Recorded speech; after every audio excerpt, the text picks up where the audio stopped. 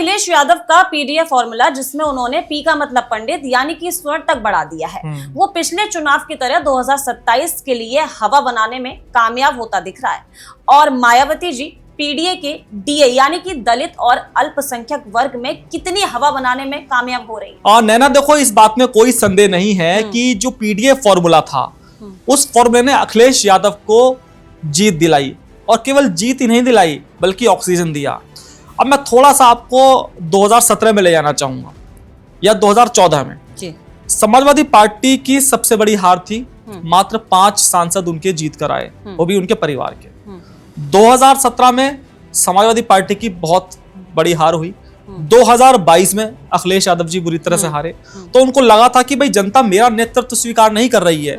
जब 2012 में अखिलेश यादव मुख्यमंत्री बने थे, तो वो मुख्यमंत्री इसलिए बने थे क्योंकि मुलायम सिंह यादव ने उनको कुर्सी पर बैठा दिया था। मैंडेट तो मुलायम सिंह यादव के नाम पर आया था। तो अब आप कह रही है कि अब जब पीडीएफ फॉर्मूला उनका हिट हो गया तो निश्चित तौर पर वो पीडीएफ फॉर्मूले की तरफ आगे बढ़ेंगे। लेकिन 2027 के चुनाव में जो मायावती का हाथी है ना, वो उनके बिल्कुल सामने खड़ा हुआ है।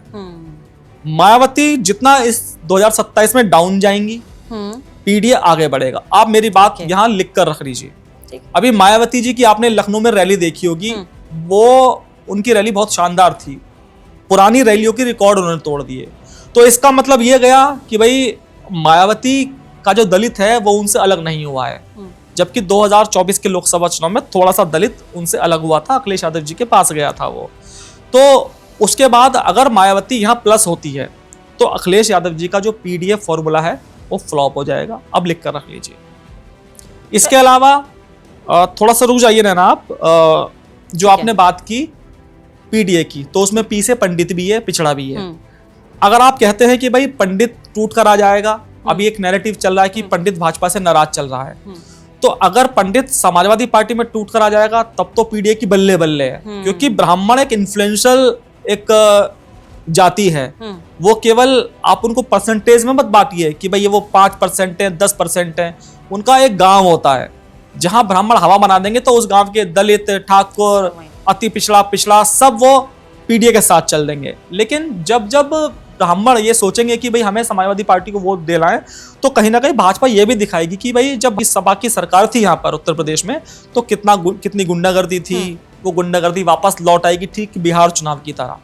तो इसीलिए मुझे लगता नहीं कि भाई ब्राह्मण उनके साथ जाएगा। हाँ, मायावती अगर कमजोर होती है तो अखिलेश हिट रहेंगे। मायावती पर आ जाइए। जब मायावती के शासनकाल था तो लॉ एंड ऑर्डर इतनी समस्या मायावती के टाइम में नहीं थी, लेकिन भ्रष्टाचार का टैग उनसे बिल्कुल चिपक गया था। तो मायावती का भी मुझे कुछ लगता नहीं कि मायावती कुछ यहाँ पर कर पाएंगी, लेकिन इतना जरूर है कि जो उनका 9.39% जो उनका वोट है, जो हमेशा उनके साथ रहता है, अगर वो खिसक गया तो बसपा बिल्कुल खत्म, आप मानिए एकदम फिनिश हो जाएगी।